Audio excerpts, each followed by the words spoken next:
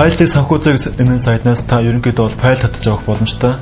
Ямар файлууд татж авах боломжтой вэ гэхээр бүх төрлийн маягт гэрээний загварууд, дипломын ажил, курсын ажил, мөн хэрэгцээд програмуудыг татж авах боломжтой. За мөн дээрэс нь санхүүцгийн сайтны хэрэглэгчдэд зориулаад файлыг санхүүцгийн сайт нь өөрт байгаа хэрэгцээд файлаа бусдад түгээх нийтлэх тийм боломжийг олгож байгаа.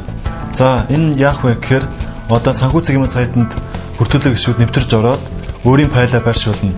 Тухайн хүнээ байршуулсан файлыг татах тусам тухайн хүн ингээд орлогожоод цалинжих боломжтой гэсэн үг.